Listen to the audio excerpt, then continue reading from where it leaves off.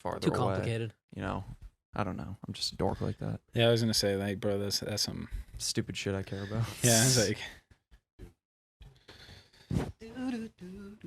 Well, hey, it's cool. It's cool to see all you guys again. Yeah, welcome back. Baby. Welcome back to the Golden Coast. The West Coast. Little swiggy swig. Well, are we ready to go?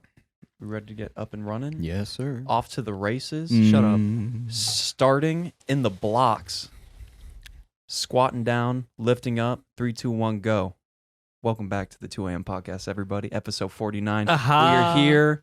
We are blessed by the presence of the man, the myth, and the legend. Dalton Weeks, baby. What's up, Everybody guys? give a little round of applause for What's your up, big boy. sexy? What's up, fam? Gone for weeks. This is his Instagram. He's got some crazy shit to tell us. Thank you for coming back. We missed you, man. Dude, Welcome no back. problem. We It's miss good you to a be lot. back.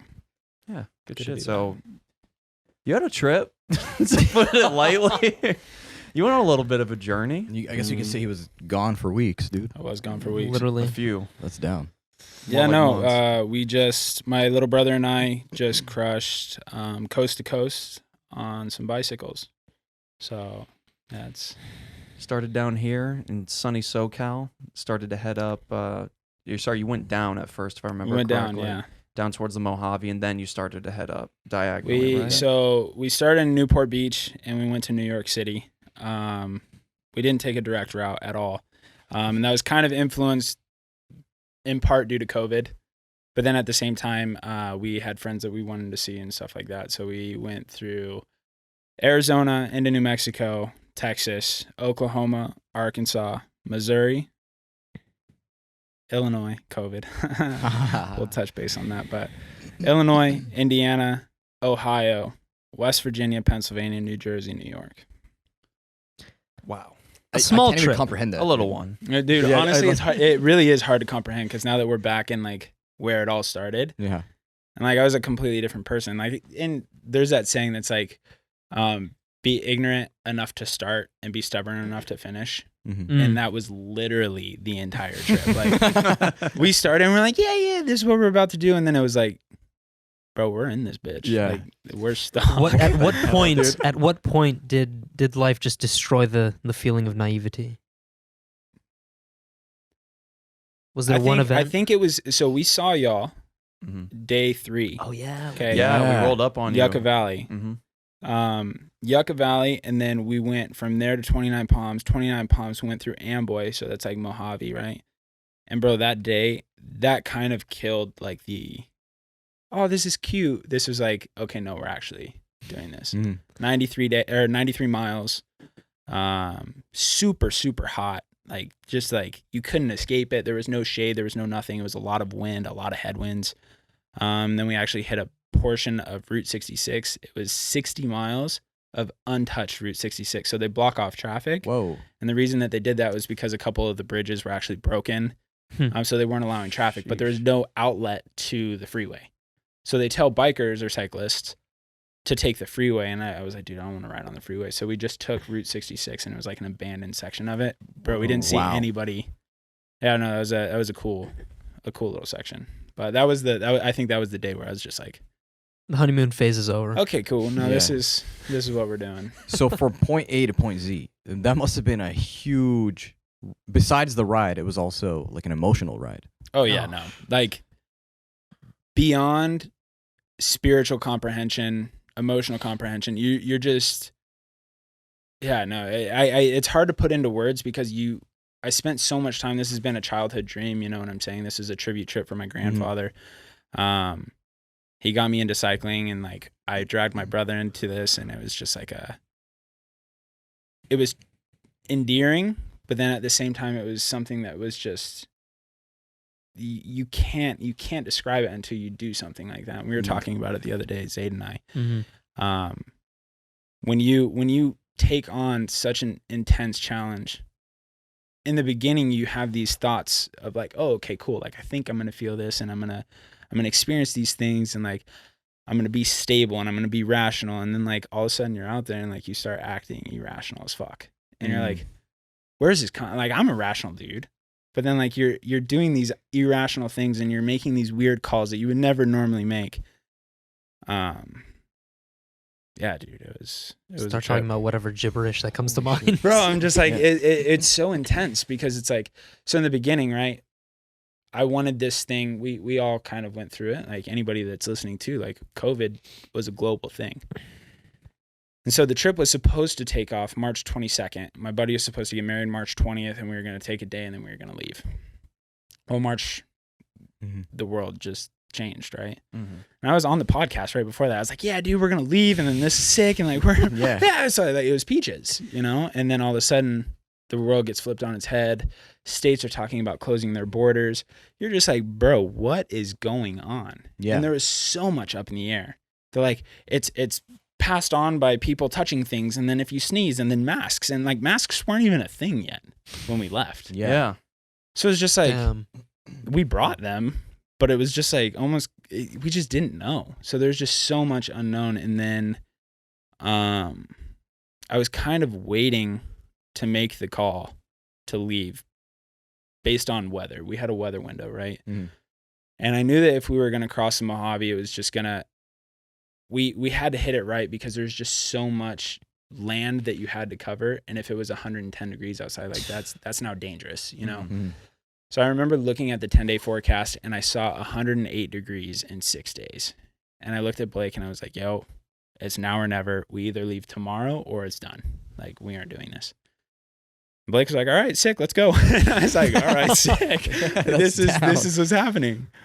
So I talked to my mentor. My mentor kind of gave us the green light too. And he was just like, dude, I think this is going to be an interesting take on history. Right. And at that point, we didn't even know what that meant. Yeah.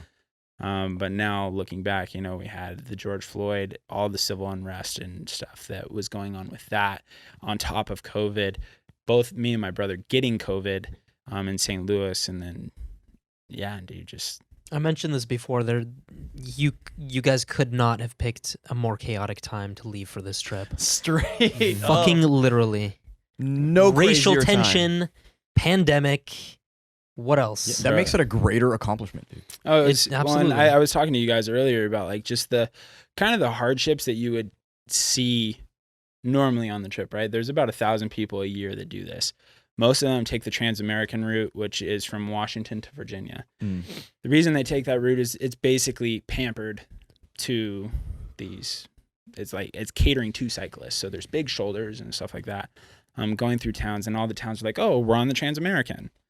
And I think about 800 people a year do that route. And then there's a southern tier and northern tier. And then there's like a select few that just like say, fuck it. Like, I'm going to do it how I want to do it. And that's what we did, obviously. But no, to like jump off into the void and like really start taking like these risks. It was pretty immediate that you started seeing how different cities and different states were handling things. You know what I'm saying? Just speaking strictly on like the pandemic side of things. Like restaurants were closed, and then all of a sudden in Texas, everything was open. I was like, holy shit, this is like Disneyland. Like, oh damn. Like, I was like, what's up, guys? Like, hey, it's nice to see you. Like, and we're sitting in a restaurant. Normal life. Yeah, exactly. And I was like, I remember that restaurant. We were just like, we crossed into the Texas border. We had to sleep on the side of the freeway, just due to circumstances like weather and everything. And then all of a sudden we get into this restaurant the next day and we were super excited. And like, we were so used to having to sit outside of a restaurant, right? And like wait outside. And so we were always in the elements. We'll go back to that. But we just walk right into this Texas restaurant and we're like, hey, can we get a table for two? And they're like, yeah, sit right there. And I was like, oh, fuck, it worked. Right? And I'm just like, okay, cool. I like walk in and I'm like looking at Blake, and like Blake and I are just like looking at each other like, All sussed out. Yeah. bro, this is weird. And there's like a cowboy at the bar, and then there's like a fat lady and her kids. And I was like, y'all are really just vibing. Like, this is cool, right? No, it was interesting. So That kind of reminds me of Zayd and I when we were on our way up to Colorado, and even on the way back, on the way back from Colorado, we swung by through Utah. mm-hmm. And the amount of people that just didn't have masks on in general was didn't astonishing. Like in the middle of a pandemic, it's like nobody gives a shit, right? We walk into a gas station in Utah. I have a mask on. People are giving us looks. Like, it's weird. Like we're the oddballs out because we have the mask on our face, right? Did you notice that? Not as much as you did, but I would be the same way right now if I wasn't denied service to every fucking location that's around here. Yeah, seriously though. That's Mm. very true. But I put on a mask just to appease everybody. My point is, what state did you go to that on your trip that had the worst COVID preparation? Fuck Oklahoma, bro. Wait, worst COVID preparation. Yeah, I don't care. Oh my Fuck God. Oklahoma. Anything negative, fuck Oklahoma, Yeah, bro. dude. Okay, worst COVID. So least amount of masks. Okay, so no this restaurants is, or anything's closed. I think that the thing I need to touch on is just the fact that like timing was like a big thing, right? So like we left April 17th and Arizona like opened everything like April 30th. I was like, bro, people are like still dying all over the place and like they just didn't care. They're like, all the hillbillies had their guns out and they're like, nah, we want to eat. Like, and I was just like, eat outside. They're like, it's hot. Like, I need air conditioning. And I was like, I feel that. But like, so I think that was just interesting to see it like firsthand. Like, they're like, no, we're opening. And I was like, You guys and then- took the opposite approach. yeah, exactly. They're like, what everyone okay, else is going I don't for. care. Fuck it. We're opening. And I was like, okay. Like, and then Texas, everything was open. So like, which was what's interesting about our timing with Texas. We hit it like on the day that they were opening. So I was like, all right, sick. Like this is cool. Like perfect timing. 3 weeks later, the friends that we had made in Texas and the friends that I was going to see, all of them were like, as we're like leaving and going into Oklahoma, like, bro, I needed to get tested for COVID and COVID and COVID and COVID and COVID. And I was like, okay, I guess I dodged a bullet. Interesting coincidence. Yeah. Well, then 3 states later, I end up getting it. So It is what it is, man. it So how is was what it? is. How? COVID? Yeah. How did that go Yeah, down? this Was is it? something we need to talk about. Did it Yeah. feel? Was it really that bad? Did your lungs collapse, or was it not? I basically died and then I came back. I'm just kidding. No, so I was resurrected. yeah. They call me Jesus. So we get into St. Louis.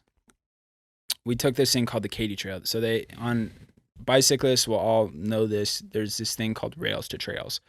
So the United States of America has an extensive network of old, unused railroad tracks. Mm-hmm. And so basically what they've done is they've taken these old, unused railroad tracks and they've turned them into like cycling trails. No way. Okay, some common So sense. That is it's so actually cool. it's super cool, right? And some of them are like super like just in the most random obscure areas, like middle of bumfuck nowhere, Indiana, and there's like 9 miles of trail.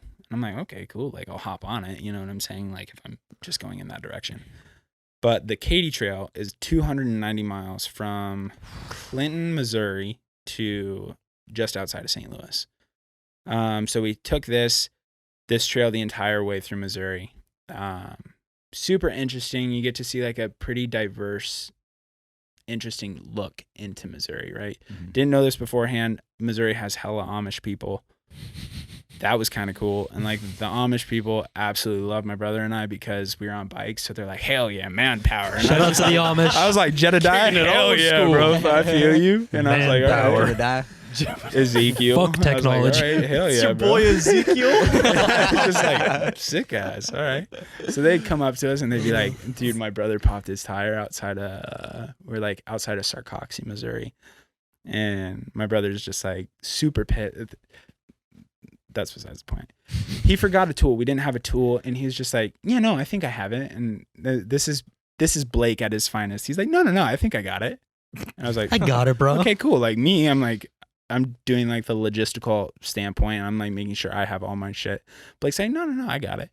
He blows his tire, and then he's like trying to freaking fix his tire, and he doesn't have the wrench to get the nut off of his bike, the back tire. So God forbid we would have blown a tire going out to Amboy in the middle of the Mojave because we would have been absolutely fucked. Yeah. But it just happened in Missouri. So this Amish dude and his kid come up and they're like, hey, how you guys doing? And I'm like, Kinda I'm good. like, I'm chilling, bro. How are you? And he's just like, hear ye. I was like, all right. I was like, all right, sick, bro. And like he's like showing up on his buggy and stuff, and he like ties up his horse, and I was like, bro, that buggy's sick, dog. And he's just like, Mm-hmm. He's like, that's the deluxe right there. Yeah, exactly. I bought that shit with my own money. He's son. like, I that was right there, Manpower. $84,000. You're like, what? Shit. Not even and an so engine? it was just interesting to get to talk to him. Like Blake fixed his bike tire, whatever. Anyways, we make it to St. Louis. We decided to get this super sick Airbnb in the middle of downtown St. Louis. We like spoiled ourselves, and St. Louis was like a super interesting town. Blake said it best. St. Louis is what Portland wishes it was, like in terms of damn. like diversity and stuff. Like Fuck. Portland, everybody's like, Yeah. oh yeah, we accept everybody, and then it's like It's hella all white people. people. I was like, okay, cool. But St. Louis is like actually super diverse. So we're having a good time. We go down to the downstairs bar that's basically at the bottom floor of our apartment, right? And this lady, she's our bartender. She starts speaking Spanish, and I recognized the accent. I was like, dude, this chick's from Colombia, like no doubt. Yeah. So I asked her where she's from. She's from Pareda, and I was like, dude, I played soccer there. So we started talking a little bit, and she's like, yo, Latino night is happening across the street tonight. I was like, word? Like, bro, Yeah. I've been hanging out with Ezekiel, dog. Like, I'm ready for some Latin women. Like, okay. Hear ye out, Yeah, Some exactly. spies. So we end up going across the street. We sneak Blake into a bar, and bro, we get absolutely obliterated. We meet the owner of the bar, and like typical, like is kind of just I like talking to people, you know. So I end up meeting the owner of the bar. He gets us absolutely shit faced. Okay, we're having a blast. And then he's like, yo, do you like his like Deep Eddies or something like that, some type of vodka? I was like, bro, I don't really like vodka. And he's like, no, you got to try this. So he like puts the cup right up to my lips, and I was like, all right, fuck it. Like I'm at that point, I'm turned. Like I don't really care. So I take a swig, and I was like, oh, dude, that shit actually hits. Like that's pretty good. And then I see homie like turn around and start passing it to every single person in the bar. I was like, oh shit. Like, Homie, are you not aware of the fucking circumstances? so I was just like, I've swapped spit with like 15 people in this bar at this point. And so 3 days later, I start getting like these weird, like, I woke up with a sore throat. We decided to leave. We cross into Illinois. There's nothing there really in Southern Illinois. Mm-hmm. So we're like cruising, and all of a sudden I see like something funny on the side of the road, and I was like, oh, dude, I want to tell Blake. So I like go to tell Blake, and I'm like maybe a quarter of the way through the story, and I don't remember what I'm doing. Like, not like I don't remember the story. It was like, I don't even remember like where I am. I'm just like, dude, what the it felt like I was concussed, right? And Oh, I was like, shit. okay, cool, this is kind of weird. So then I'm just like riding, and I'm navigating the whole time. Like I was just in a weird headspace.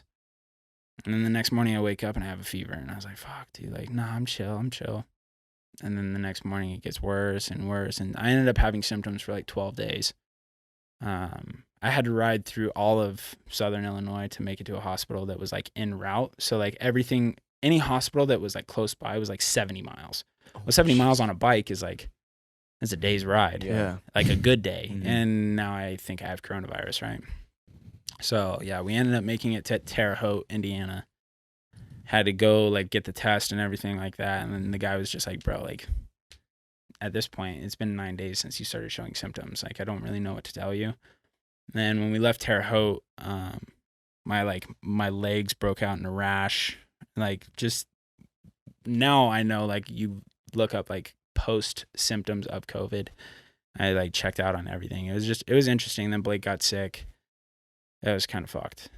But fuck Oklahoma. But yeah, Illinois was kind of shitty too. Dude, I'm surprised he didn't say fuck COVID. He said fuck Oklahoma before COVID. Yeah. Yeah, Oklahoma, seriously. bro. Got beef with Oklahoma. I do.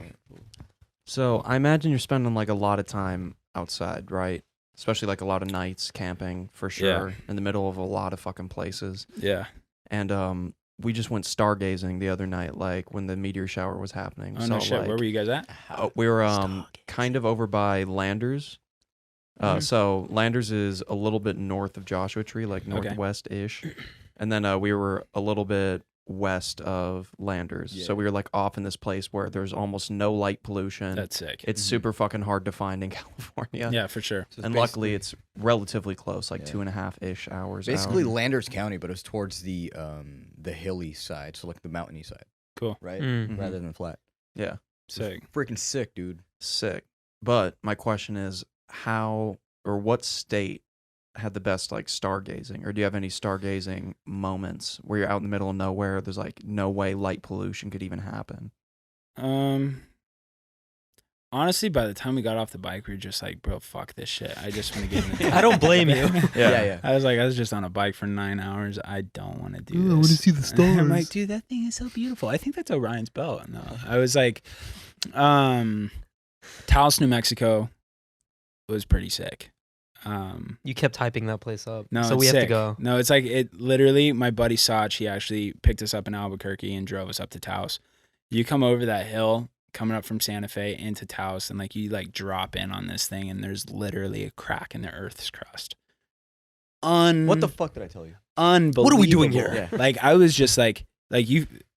I'm kind of hippy dippy, I guess, right? And like you come over this thing, and I was just like, holy shit! Like, did y'all feel that? And Sach is like, bro, I know. And then Blake's like in the back, he's like, whatever, bro. And I was just like, he's like 18, he's like edgy, whatever. Yeah. But no Hormones. But Taos was super sick. We actually hit it on a full moon. Nice. And the full moon was literally like daylight. It was super cool. So I Wow. would 10 out of 10 recommend. So We're going to New Mexico, boys. Boy. it was sick. And that was like one of those states that we were like, bro, we have to ride through New Mexico. And then it ended up being one of our favorites. New Mexico actually wasn't supposed to be on the trip. We were supposed to ride through northeast Arizona. And we were going to go through Navajo country. Well, when coronavirus happened, the Navajo Nation was like obliterated by this. They had like a super spreader event in Gallup, New Mexico, a couple weeks prior to us riding through there. And it just absolutely destroyed them. So riding through that, like hotels were closed, like gas stations and stuff. It was super difficult. So they were actually checking to see if people were going into the Navajo Nation. Like even side roads that would split off, there was like Navajo police officers that were like, no, you guys can't come in here. Damn. Super interesting. So then we ended up having to go through Gallup. Gallup was on total lockdown when we went through there, which would have been mid-May. Yeah, they were on total lockdown. Nobody in, nobody out. Like the entire city was locked down. Damn. Like it was intense. Like I had to talk to the cops, and like the cop was just like, he had no idea. He was shook that my brother and I were riding our bikes, obviously. Yeah. So he was like, yo, where are you guys coming from? I was like, California.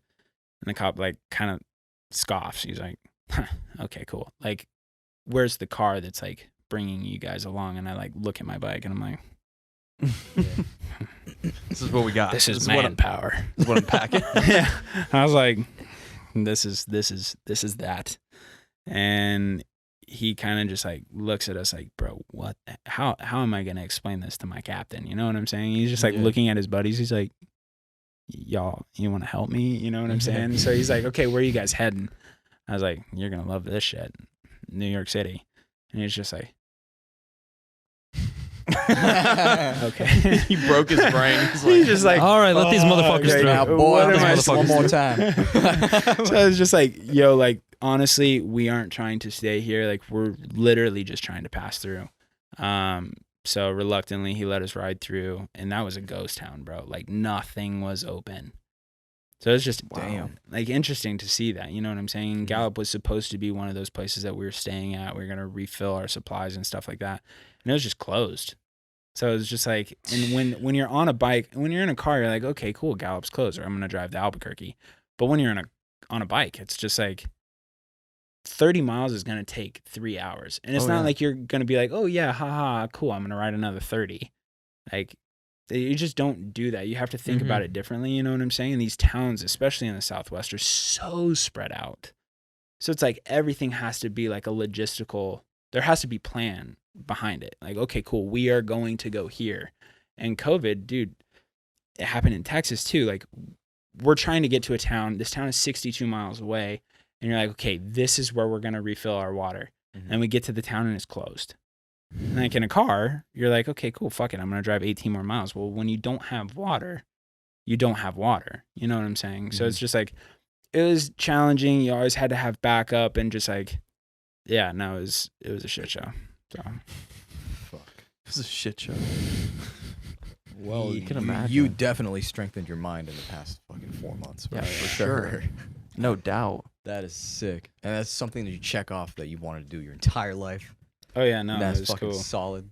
That is fucking awesome. To us, Makes me that 4 happy. months didn't feel like anything. Like, What do you mean, it bro? passed by there so were quickly. times, by the way, where I'm sitting in traffic and I'm like, man, this fucking blows. And then I think of Dalton. I'm like, no, It's like- this is fine. As you're Yeah. sitting in your air conditioning, Yeah, I'm like, dude. you motherfucker. Even if Yeah, I this is didn't have fine. air Son of conditioning, a I'll be home in 40 minutes. Ooh.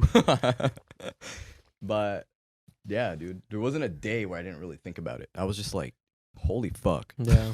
No, it kind of, it does hit different, you Yeah. know. It's just accomplishing that, like I was saying earlier, like we're just a couple miles away from where we started.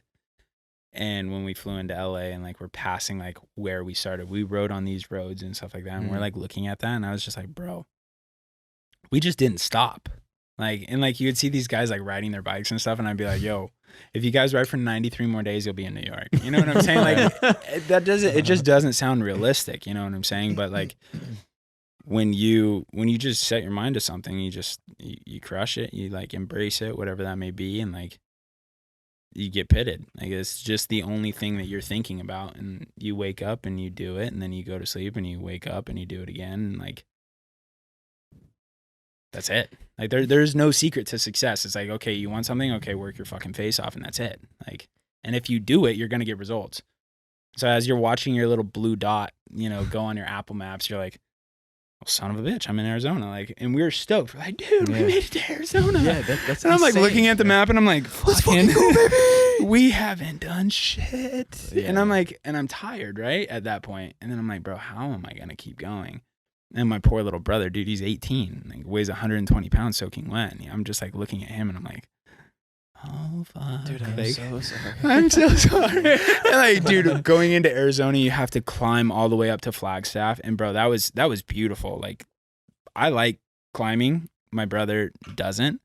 And climbing from Needles, which you're at like 520 feet elevation, all the way up to Flagstaff, we climbed like 15,000 feet of elevation gain in 3 days. Oh my God. And it was brutal.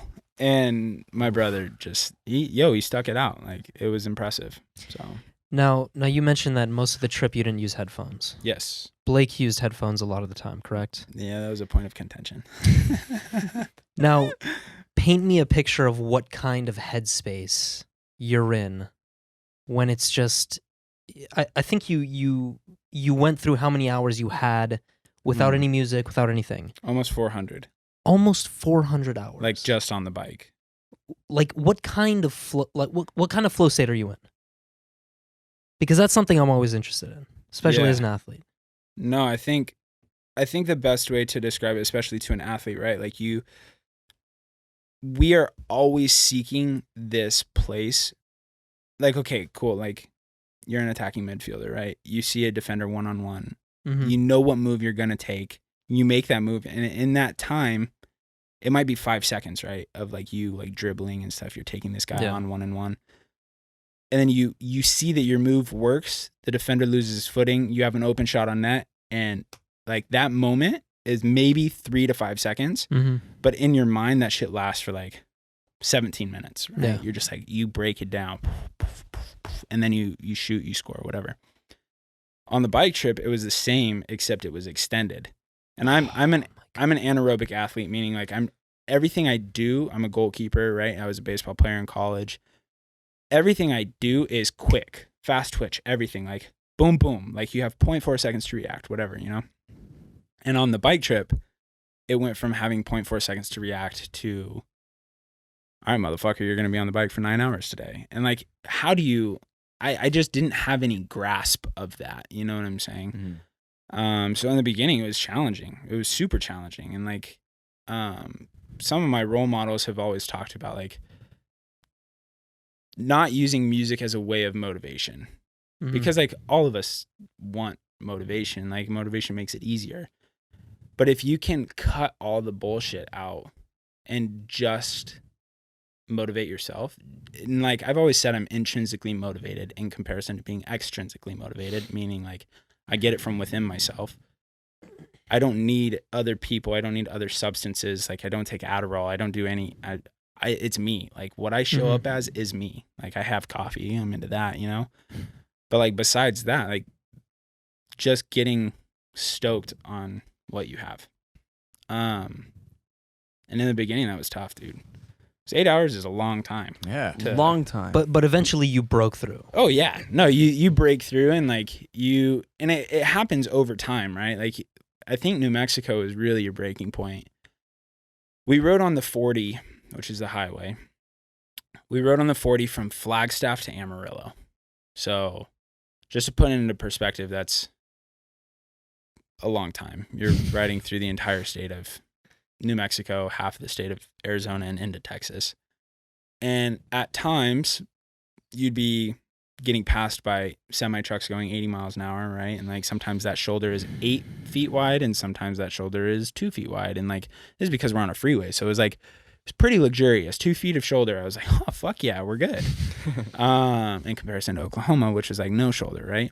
And so I think that kind of it was almost like a layup, right? I was like, this is a good easy entrance into allowing myself to think. I didn't have to worry about getting hit by a car. I had to worry about like dodging like shrapnel on the freaking floor. I was like, okay, there's like metal, there's tires and shit.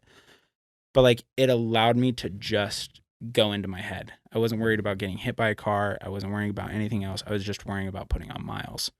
And the landscape in New Mexico is also super like forgiving. Like it's like a lot of climbing, but it's like long graded climbs and then long graded descents.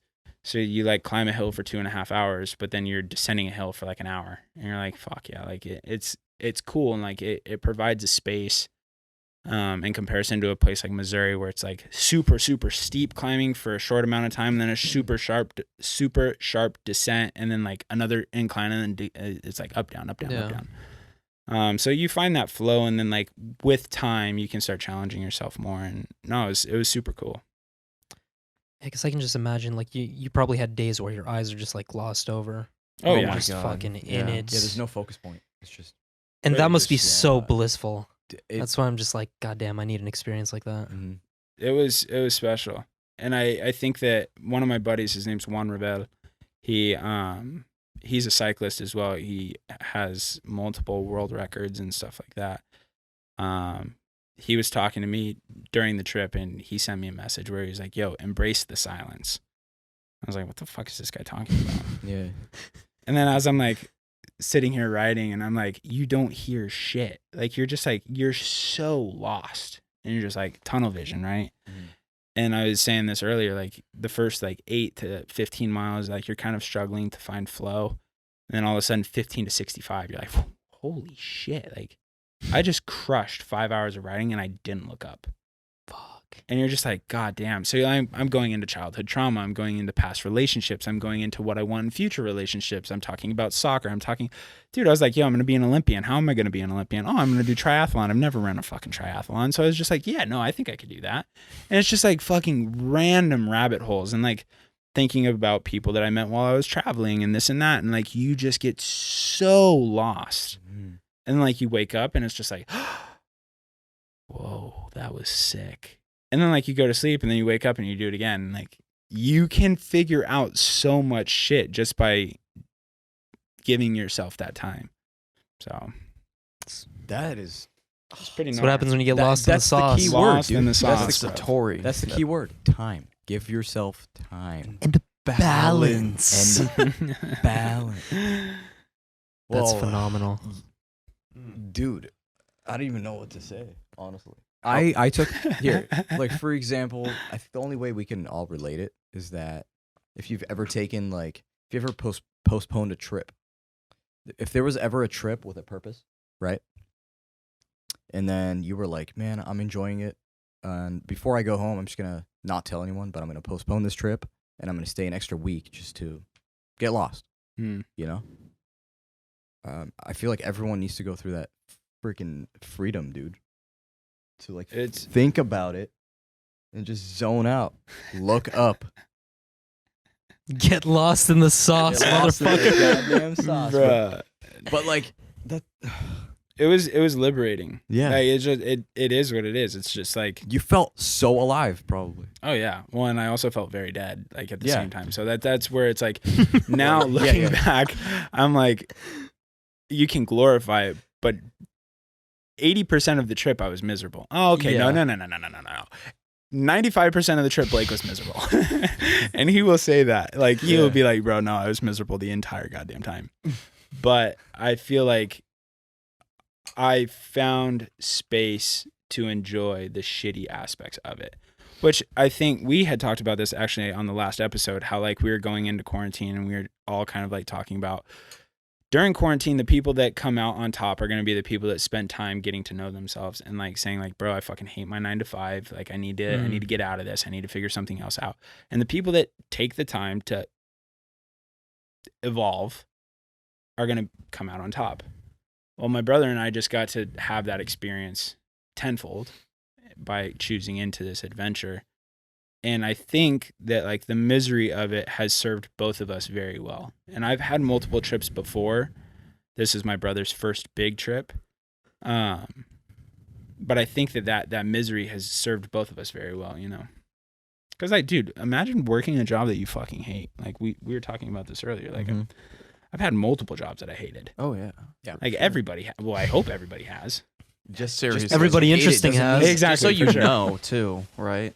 Like just to be in the world and understand that there are shitty fucking jobs. So like you should be happy. if Most you got jobs a are good shitty. one. Yeah. Like, bro, this sucks. Like living in your early 20s is not fun. Like it's just not. You have to figure a lot of shit out. Like you have your parents set you up with all these like unrealistic expectations and fucking school. Like Ugh. what did you learn from school? Like Now you can ask this guy. Nothing. Yes. It's the same thing that you learned on this trip is that you can accomplish a lot of things. yeah, exactly. And it's Without just like it. yeah, exactly. Yeah. And like bro, I failed algebra 2 3 times. Like I wasn't gifted in mathematics. I could write a mean story and I could give a mean public speech, but that was it. Right? And then going to college and stuff, I just played baseball. And then on this trip, you know, you like start sitting there understanding like, fuck, dude, like I wasted a lot of time doing X, Y, or Z. And I think that that's something that a lot of people need to sit with because when they get stuck in these mundane routines, they don't have the freedom or the ability to sit back and be like, bro, this fucking sucks.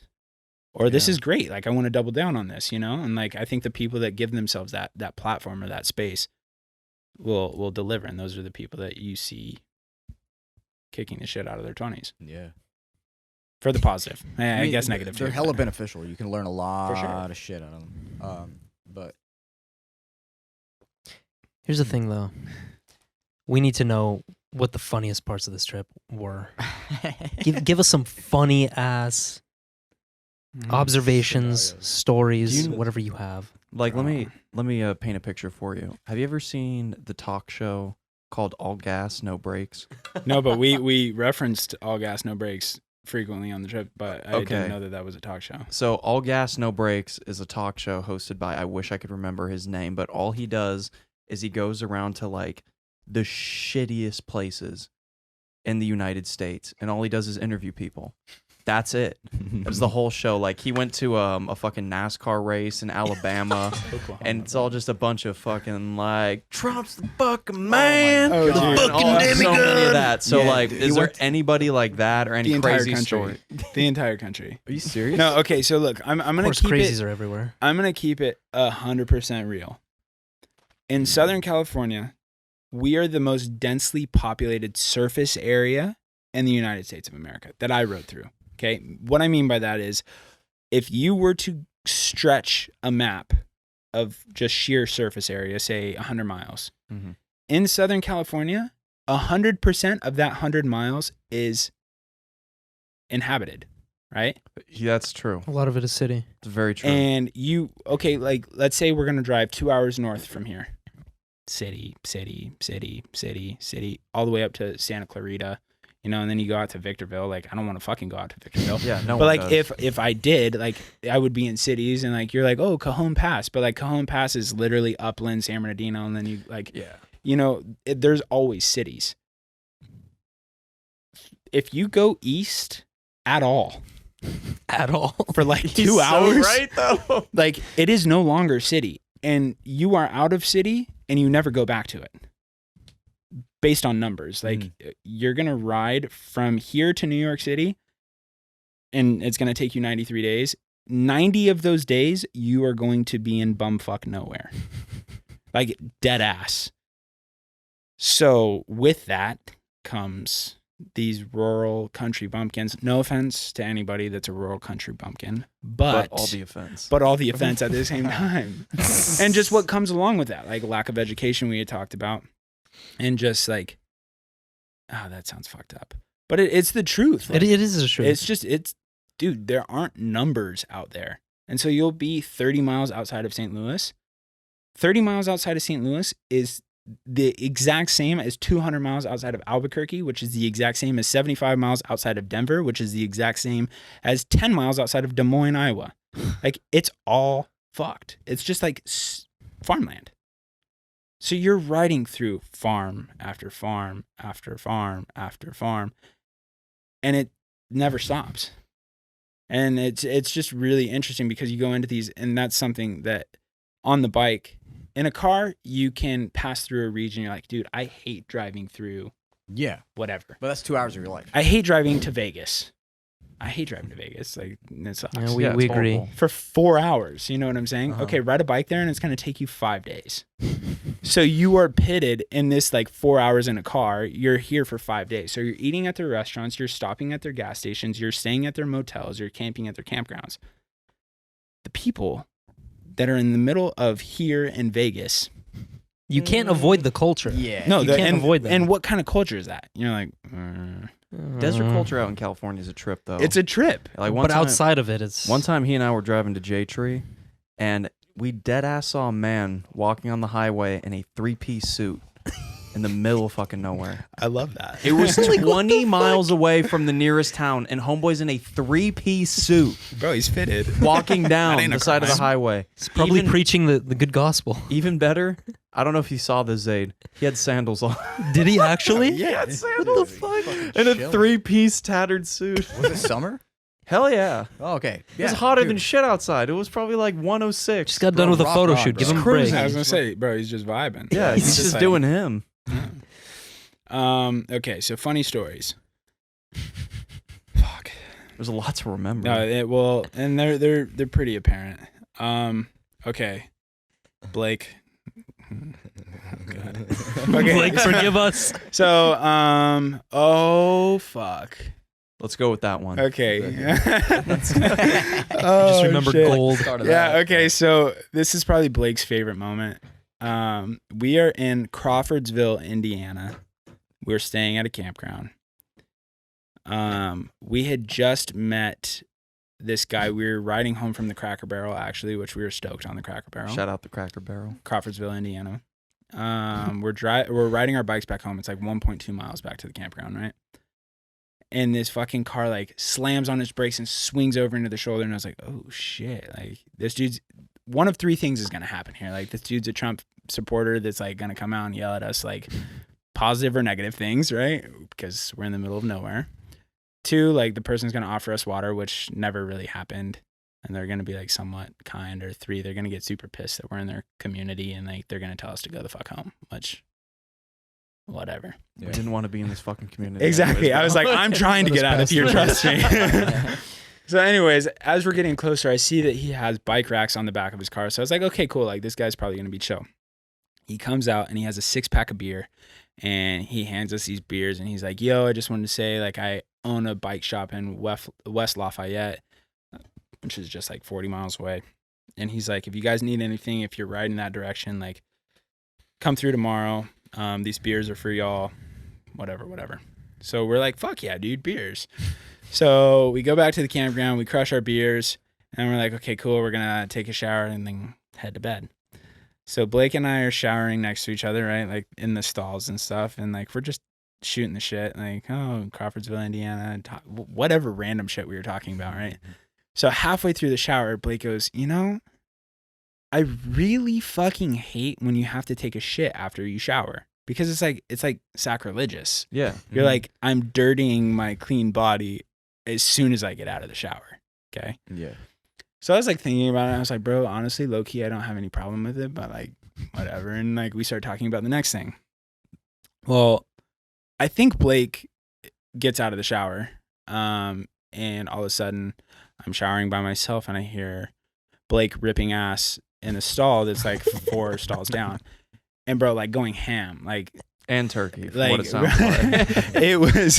it was a solid shit, right? So me being me, I was just like, God motherfucking damn. And Blake, like, you could hear a pin drop. And I was like, all of a sudden, Blake continues ripping ass. But then Blake comes up to like the little crack in the fucking shower and he's like, bro, that's not me. And I was like, oh God, oh fuck.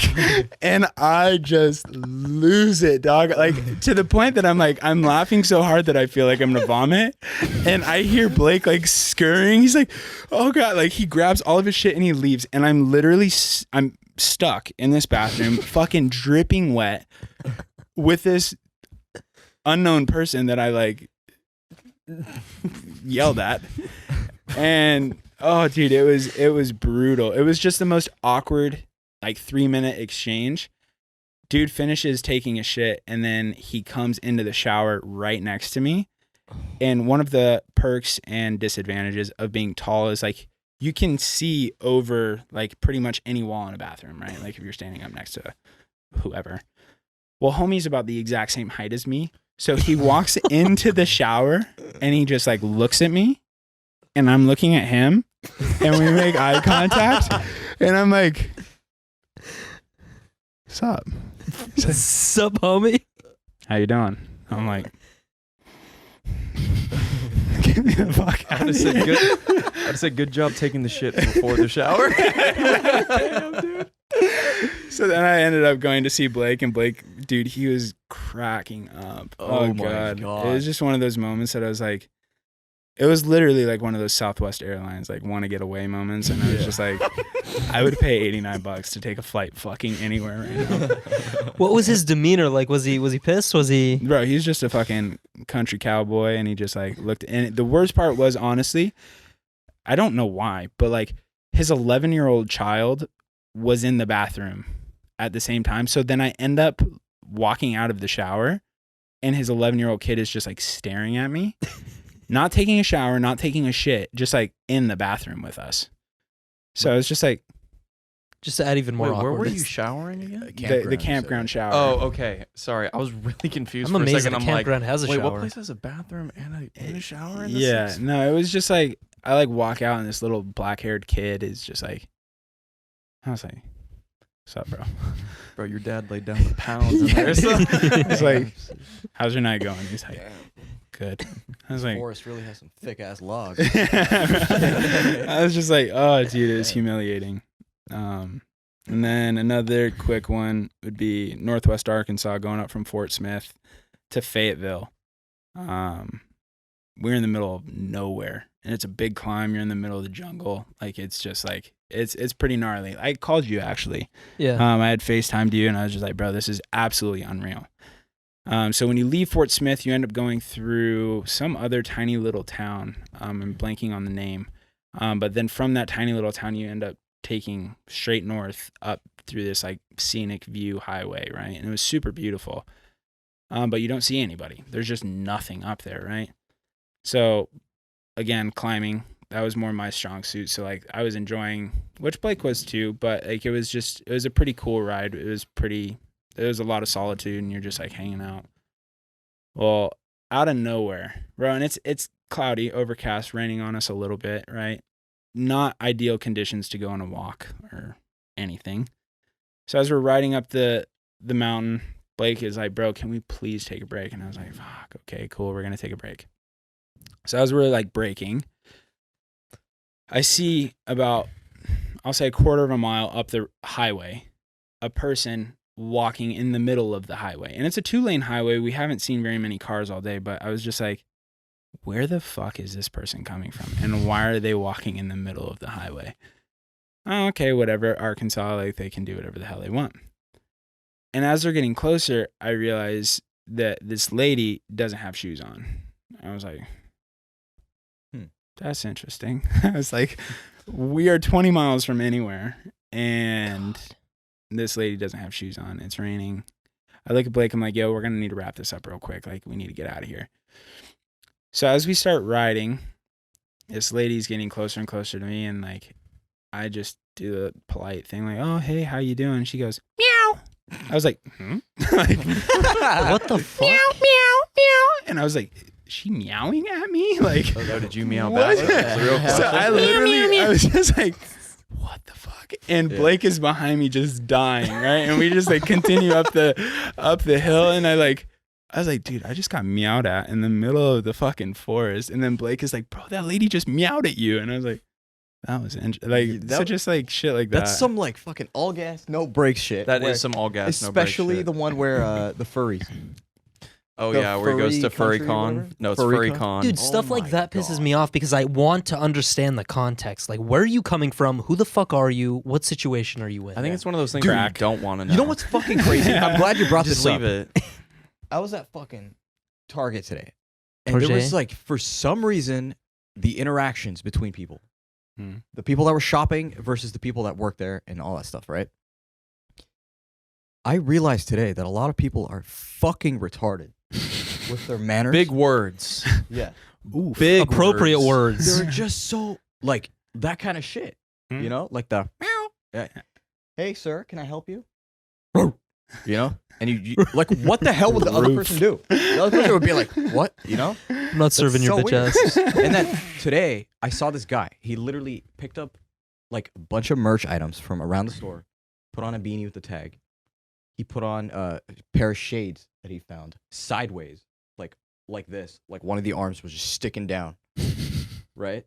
And then he has a pair of headphones on, and he's clicking the demo button, and he's just sitting there holding an ABC's book, reading. This grown ass 47-year-old man. All right. Did he? And then did he I'm like, are you sure he wasn't mentally? I Yeah, I was walk about to away- say he's like- probably mentally unstable as shit. do I You're making walk fun away? of somebody Yeah, with I a was like, bro, disability this- right this now. special so- needs No, kid no, is no. like, This yeah, guy yeah, was fine fuck because he you. was talking to other people like normally too. So you're telling me he's just like A B C? And he's like, oh, sorry, what did you say over there? No, Wait, no, no, what am he I was missing? legit. No, legit. Like he What was are you actually talking to customers. He worked People- there? So he was normal. Oh, He was a normal person, Normal ass other dude. than what the fuck are you doing? You know? He's just vibing. I mean, there's that. I know, but it's just like Some, there was something. The vibe was off, and I can guarantee you, if you feel like the vibe is off, the vibe is off. Facts. There's something I will wrong. 10 out of 10 agree with that. usually. So like, I'm like, let me just like slide on out and just pretend like I didn't see anything. Somebody else can deal with him. And like, I'm not. yeah, exactly. I'm not. Someone else will handle that. Yeah, it was just funny that you brought that up, and I just had like a for real. I felt That like, was a roller coaster of a story, right? dude, I literally felt like I lost a brain cell today. I don't know what happened, but like it's all good. Same. I feel like I just It might lost be the one, heat, too. dude. I don't know. Side's mind is just all gas, no brakes. Yeah, All dude. gas, All no gas, no brakes, baby. Yeah. We need a trip like some shit like this, man. I need to do something like that. I'm Come down. through. Come through, Yeah. I baby. mean, you're the man to be around if I'm gonna do a trip like that. Yeah, Tell me where we're seriously. going. Dude, Fuck. I'm Dalton telling will you. take you some fucking crazy places. Yo, us Take you four down need to the we need to Amazon. go international, dude. Like internation. I'm down. Internation. Internation, boy. Yeah. Tell me No, where. for real. Get lost in the sauce outside. Yo, bike trip across Europe. I would be down. Yeah. I actually know people that have done it, and I feel like that's like it would be super interesting in the U.S. You know, we're a big country, and like we should probably be multiple countries, but Yeah. like going through Europe, you're gonna be speaking different languages, you're gonna have different cultural norms and stuff like Oh, that. I yeah. think Yeah. that'd be super interesting. What's interesting is that when I traveled a lot, you probably got this a lot. Not only do you have GPS, but you have the translator. Oh yeah, It's your second. Oh, now you have iOS Oh, now you have 14 two too. Yeah, the newest update is insane with No its way. It translator. It makes app. it so easy. Yeah, like Really? you don't. Really? You don't will have to never learn have another to So it's learn not through language Google again. anymore. No. There's through almost no Apple. point. It's pretty fucking accurate too. It's pretty good. Really? Oh yeah, it's nuts. Like you could say anything into it, really, And any it- language, and yeah. it'll just like it's got it. It's officially released too. Yeah. Well, it's in Sick. beta. Beta still? Oh, it's in beta. I It thought still it- does a pretty good job. Like Yeah, yeah. That's it's no impressive. slouch for sure. It's It's one of the very best impressive. I've seen. Dude, but see, okay, so now this is my question. when I've traveled, like I don't get cellular data. I don't want an international plan because I feel like it low key takes away from it. You know what I'm saying? Mhm. Yeah. So like if you have this tool, but you don't have data, obviously you can't use that. You know Actually, what I'm what I did was I didn't want to do data either because I wanted to just like actually get lost, right? saying? Right. So what I did was I started like, if I was at Starbucks, I'd connect to the Wi-Fi, download the offline one. Uh-huh. You can download it offline for like certain words and like, or like part one of like a script of words or something. Right. Yeah. So But that it's if like- you it's- really need to use it. How do know? you, see, and that's, I'm like a purist when it comes to that kind of stuff. I'm like, that's I mean, You'd you can rather kind just, of like- use Yeah, like I'm like, body it's language. sacrilegious. That's like- language That's what's crazy. You can use body language. In a oh sense. yeah, you can. Yeah. for a lot of things. Well, and like, bro, when I played in Montenegro, like the Mhm. goalkeeper coach was Serbian and he would speak to me in French because he played in France. Yeah. I don't speak French, but I speak Spanish. So then he'd be like, and I was like, that kind of sounds Nobody- like Why was that this." so accurate? And I was like, fuck, It's true, right? though. Like, I was I doing the same think thing in he's Paris. telling me to take a step forward and like, but I think Distribution? that's- What's that? No, but I think that's like something that I need to work on because if it's not like super pure, I'm always like cheat codes, you know, like we were talking about this the other day. Yeah. Like I growing up as a kid, I never used cheat codes on any video game. Like very anti. So they'd be like, yeah, if you're playing Grand Theft Auto and you like do this, and that, like this allows you to do that. And I was like, well, Yeah. why would I want to do It's that? like you want to see the natural outcome of things. Yeah, exactly. And it's like, I don't want to. So if I'm in the middle of Serbia, like, if I can't say what I want to say, then like, then we roll the dice, you know? Yeah. And that's kind of the fun. We see what of it, happens. which I guess like, Everything's that's a kind of- risk, That's dude. kind of ignorance That's too, sick. but it's kind of cool. I'm pretty sure you can make It's it cool. through I without. guess, But you learn so much more when you're in that space, right? Like throughout the trip, there are so many times where like you had to have like a big appetite for risk. Mhm. You're like, okay, cool. Like right now, if we do X, Y, or Z, like this could happen. Riding on certain roads that don't have shoulders, like you're just constantly being berated with different things that could happen. Like you try to minimize as much as you can, but then when you go Mhm. international, like Yeah. different stuff comes up and stuff that you don't even know. You know what I'm saying? Like you don't know 100%. how to react to these things. And then you take out common language. Now all of a sudden, like your biggest tool is no longer your biggest tool. So then you have to Yeah. like You Start can- from square the- one. yeah, I can Exactly, see the yeah. challenging things. Like for some, this one time I went to a supermarket in the middle of Bahrain. okay. All right. Sounds like I've never been there. My first time. The only thing that I recognized was McDonald's. Bahrain. So, So- I forgot what I did, dude. I guess my manners were off according to them right. because you got to learn the culture. You got to remember that some things don't slide in some countries or they're looked at as like negative, which Yeah. is weird, right? So sometimes if you go, that could be like an offensive thing in Super. some countries. You know what I mean? But to me, it's like it's lit. You know, like Right. It's So, like I forgot what I did, but I'm pretty sure I got scolded. I'm just picturing. Sorry, I'm just What? picturing you going like in some country, and Yeah. that's their equivalent of some like Yeah. really horrible Or like, offensive dude, word. oh, dude, Like that dates back It's to a one of our tragedy. civil wars. Like, Yeah. for example, in Gang Egypt, signs. in Egypt, if you go aha, that's a bad. So if I'm Swear to carrying God, dude. sorry, people of Egypt. if I'm carrying an aha around with me, Huh? sparkling water beverage, Yeah. are people gonna find that offensive if Where? they look at the can in Egypt? In Egypt? Yeah. Why would they find that offensive? Because it says aha. No. Well, yeah, maybe. I don't know, dude. But like, Fucking Egyptians. for bro. answer example, your question, fucking Egyptians. If you can manage to Fucking fucking cultures. if you Shit. can manage to fucking get an aha in Egypt, I would one be impressed, and two, I don't think they would know. Yeah, right? what Yeah. Oh shit. It's an Yeah, most equivalent. people speak what like Arabic, Sanskrit, Sanskrit. Gibberish. Damn. I would have to ask.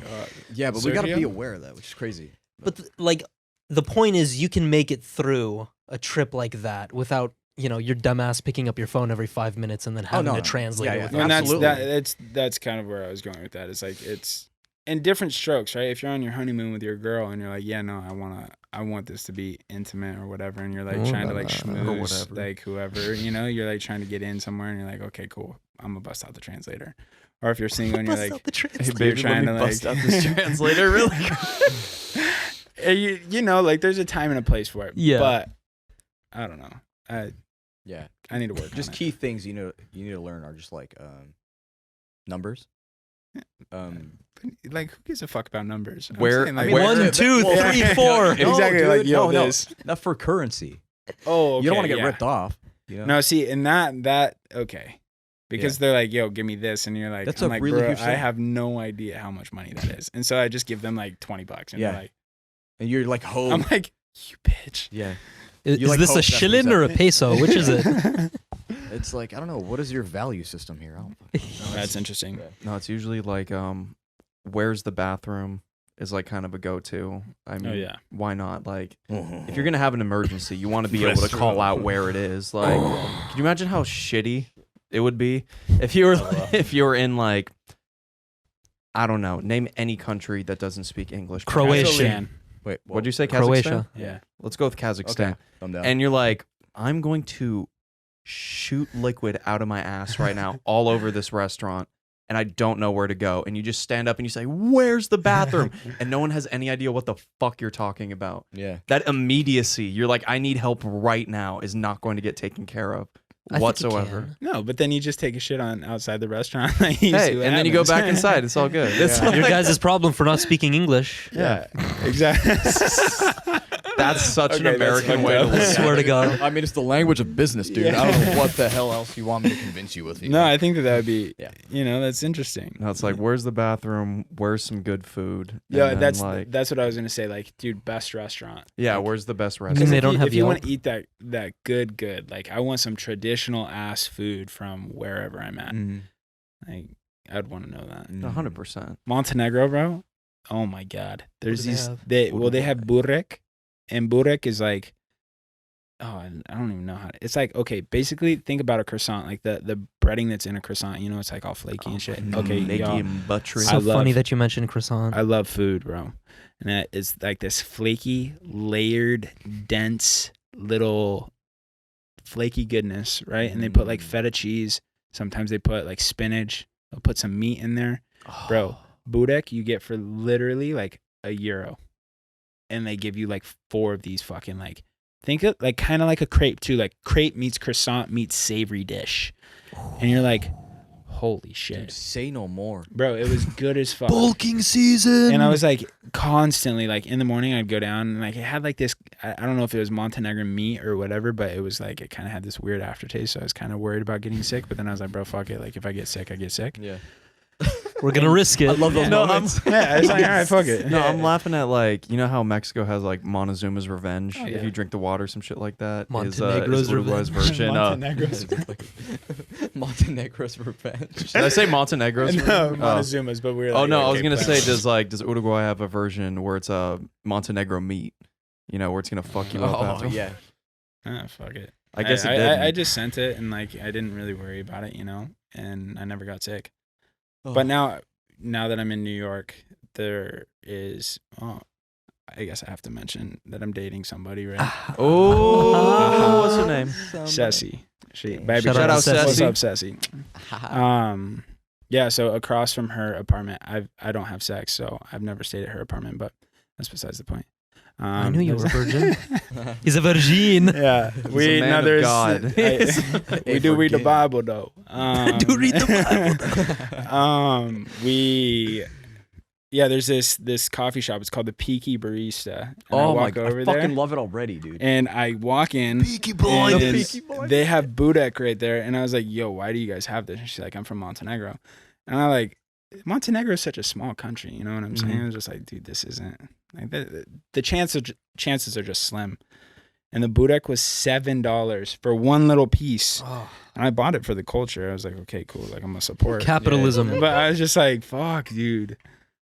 I want to go back. I had to do it for the culture. Yeah, always. That was a consistent on the trip. It was just like, fuck, like we're here. I tried to write a bowl, but then that was going to sound insensitive. The George Floyd incident occurred as I was trying to find a bull to ride. And then I was like, okay, cool. This is no longer like something I should be concerning I was myself like, with. okay, cool. Like there's bigger problems. You know what I'm saying? Yeah. So then we like kind of flipped and like, yeah, no, it was cool. So I still find that insane and amazing that you guys were finding out all this news on the times that you were stopped after being so goddamn tired, and then you guys are just still like, what is happening? Oh, dude. And what is happening to us? Well, like, and half the time, like, we didn't have service or whatever, and like you'd come into service and you're like, I didn't really want to even be on social media, and like we'd kind of pop on and it would be like, fuck, like this is just like taxing, you know what I'm saying? Mhm. And social media, we all go through breaks and stuff where we're like, fuck yeah, I'm kind of into this or whatever. And I think the whole trip, we were both kind of in a place where we're like, dude, I can't take in regular people's stuff at this moment. Like everybody's talking about quarantine. We missed all the quarantine like shit that people were doing, like baking sourdough bread. I never did that, right? Because I was on the road. Any of us did that. I was like, I kind of wish I did Really that, I'll be early honest. gingerbread houses. Yeah. You're like, like I missed all the trends, you know? And so then we'd get online and then we'd kind of start seeing stuff. And like when that incident occurred and you felt the severity of it and there was an actual switch, right? And before we've had instances where police brutality was a thing and we kind of like, oh yeah, police brutality. Done. You know? This one was like, it hit different. And so being on the road and not knowing the severity of it, we're in Dallas, which Dallas has an interesting history with Black Lives Matter. And like there was the police were ambushed. I believe 5 cops were killed in downtown Dallas. So as we were in Dallas, and that was completely separate from the Black Lives Matter movement, this guy just had beef and like he took advantage of a situation. So to be in Dallas as that's going on, the city put in like super hardcore curfews and stuff, and they're like, nobody's outside, this is not happening, we aren't dealing with it. So then they kept like extending the curfew zone back and back and back and back. So then Blake and I are like, fuck, dude, we really got to get out of here. Like, how are we going to do this? So we're coming out of Dallas and all of a sudden we're like, dude, we're in Plano, Texas, which is like North Texas, right? We turn down this street and it's a busy street, but then all of a sudden there's no cars. And I'm like, dude, what the fuck is going on? Like there's cops everywhere. And I was just like, dude, this is like 2:00 in the afternoon. mm-hmm. And all of a sudden I'm like, dude, we're 40 miles outside of Dallas, but I was like, what if there's like some type of protest or something like that? And then all of a sudden you see like a massive entourage of people and we like rode right into a protest. And so to witness that, like it wasn't on purpose, but just to be part of that. And then Blake and I were like, well, shit, like we agree with what they're saying. Like this is an issue. This is an ongoing thing. Like systemic racism is a problem.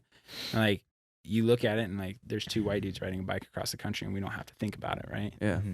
And just a few weeks prior, we had slept on private property when we had just gone into Texas. And I woke up in the middle of the night and I had like this weird, almost like a night terror where I woke up and I was just like, fuck, dude, like I have Black friends that could not be doing this right now. And I was like, if somebody found us on private property and I popped my head out and I was a white dude, I would be all right. More times than not. I'd be like, yo, dude, I'm so sorry. Like I didn't have anywhere to sleep, whatever. I could talk my way out of it. If I was Black, that wouldn't happen. Oh yeah. Different And story. so it's a completely different story. And the way that they'd play it in the news is Black dude breaks into freaking private property and he got shot. Like he deserved what was coming. And that's fucked. You know what I'm saying? So then as we're like, that was a few weeks prior to George Floyd. And then as we're going through this, like there was kind of this weird, going back to like the no headphones and stuff. Like all I could think about was the fact that, dude, we're in this section of history where like there's so much changing. We have these computers on our hands constantly. We can research whatever we want, but then how much of that is filtered through media? How much of that is like people? You were just talking about homie with the sideways glasses, right? That dude literally has the same ability to research as anybody else, but if it's filtered, homie cares about putting his glasses on sideways, and that's it. Like he doesn't give a shit about anything else. Like he's hanging out. And I think that systemic racism here in Southern California is more opaque. Like it's not in our faces. For at least for me, like I don't see it as much, right? But I am a white dude. And so as we're going through this, I was just like, fuck, dude, like I really do want to be a better ally. So then fast forward to the protests and stuff, and like it was overwhelmingly positive. There were some shitheads that were like trying to cause issues, and most of those people were actually white. Of course. Dude, that's something that a lot of people don't course. talk about. Yeah. A lot of the fucking people in protests were white that were causing all the They're shit. just complete Well, and pricks. they're opportunistic people that are like taking advantage of an opportunity to start shit. Yeah. But then the Plano police chief was a black dude, and he was out with the protesters talking, and like there was this other guy that was speaking, and he was like super empowering and just like very positive, and like he's just keeping it 100, just like, yo, this is a fucking issue, you know what I'm saying? So just to ride into that was super interesting, right? And so then from there, there's North Texas, we go up through Texoma, we go up into Atoka, Oklahoma, we go into Tallahena. Before Tallahena, we went into Sardis Lake. So in between Atoka and Sardis Lake, it was hot, like hotter than this room right now. It's kind of this hot. room's hot as shit. Yeah, this right? room's kind of hot. we're all These, But- jacking when it these up. lights come on. Whew, I'm like, Yeah. I'm sweating, but no, so it was about like, I'll say 90% humidity. We leave that morning. We leave that morning. It was hot. We stayed in a motel, opened the door, and instantly you're like, okay, I'm gonna be out in this shit for 8 hours. You know what I'm saying? Yeah. So we start riding our bikes, and for whatever reason, this day just decided to be the shittiest day of the trip. Okay.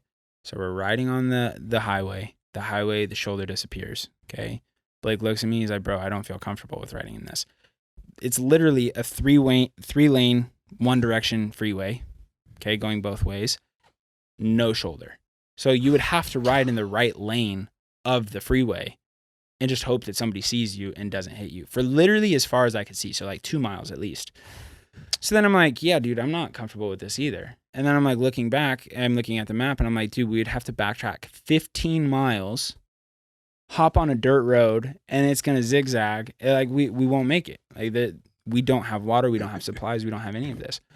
Like we couldn't make it that far. So then I was like, okay, cool. I'm looking around. Like I said earlier, there's always a way. There's always a way around whatever issue you're having, right? So I look over to the far left, and I see a freaking construction zone. These construction zones, I swear on my life, were strategically placed throughout the freaking trip that we just so happened to get lucky, and we rode through them every single time. So we end up crossing 6 lanes of freeway traffic, like Frogger style, like Oh right? my god. Make it over to Oh the my left God. side of the highway, and we ride through the construction zone. Okay, well then we end up making it through Atoka, like we're cruising through, whatever, like there's like all these Trump flags, and I was like, okay, cool, whatever, it's Oklahoma. And fuck Oklahoma. And so then I see that there's this dirt road. So I take this dirt road, I'm like, Blake, this is what we're gonna have to do. And he's like, bro, I'm so sick and tired of this. I was like, bro, I feel this. Like it's not fun. Right? Cruising on this dirt road, I have this pit bull that is not chained come screaming out of this freaking yard and starts running at me full sprint, just like attacking, right? And you can kind of gauge with dogs, right? Mm-hmm. Blake and I at this point have like some PTSD with dogs, but a couple barks and they think that they're playing. This is generalizing, but Mm-hmm. a couple barks are like, okay, haha, cool, I might be able to play with them. No barks, you are fucked. Like this dog just like saw us and full tilt sprint coming at me. And I was riding in front of Blake. I was on a dirt road uphill. So I'm like, I start trying to sprint away from him, and I see that the dog is going to catch me. At the last second, I kind of spun my back tire, and I have a lot of weight on there. It's like 110 pounds, right? Oh yeah. And this dog goes to bite my calf, and it catches my bike frame, and it like munched my bike frame. And then it was like, it probably hurt itself, right? And so then it like kind of trots back, and I was just like, holy shit, like that was intense. Oklahoma. Cross the freeway, we take a bridge, right? We're in this tiny little section of like housing before we start climbing, right?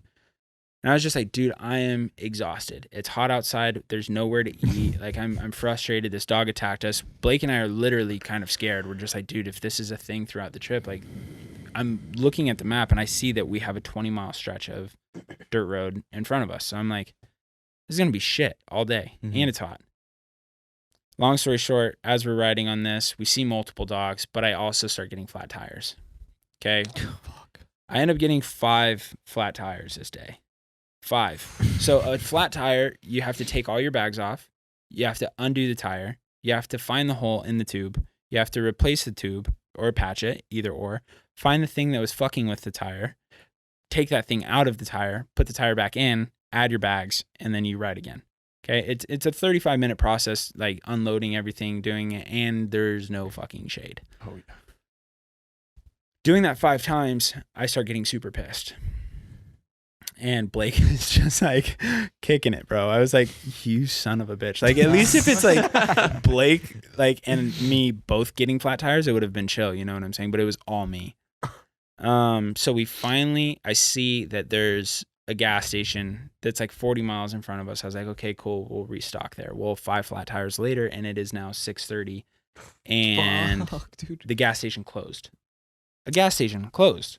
And it's the only gas station within 60 miles. So it's just like, I literally don't know what to do. Yeah, you blanked out. And Yeah, I'm like, okay, we are out of water. And when I get hungry, like if I'm running, at that point, we're running massive calorie deficits. You know what I'm saying? So I haven't eaten all day. Mhm. I am fucking starving. I have no water. And I see these 2 ladies come pulling in as Blake and I are sitting there. And we also had no service. So that was like... Yeah. I was like, oh fuck, like this is a challenge. Like, this is what I wanted, right? And so these 2 ladies come pulling in, separate cars. I'm like, yo, excuse me. She like rolls down her window. I was like, look, my brother and I are riding across the country right now. We don't have any water. She's like, oh, that's a problem. And I'm like, no fucking shit. Like, okay, can you help me? Normal person would be like, oh my God, sweetie. Like, yeah, hop in the car. I'll figure something out. You know what I'm saying? Anyways, she looks at her friend. She's like, my friend over there lives down the street. And I was like, sick. Like, we're gonna get helped out. She like yells over whatever her name is. Literally, this chick like waves her hand and pulls away. And like, just like, she's like, oh, I'm sorry. I'm like, call her. Like, help. Like, we need help right now. Like, we are out of water. We literally had like half a bottle between the 2 of us.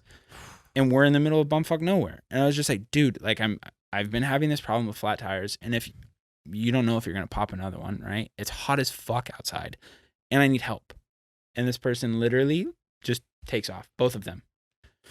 So Blake looks at me and like, at that point I was just like, I know that we could just keep pushing and like, yeah, we're hella fucking thirsty, but we have more left in the tank. Like Goggins talks about it all the time, right? Like when you're tired, you still have 40% left. So I was like, okay, cool. I wonder if that works with being thirsty.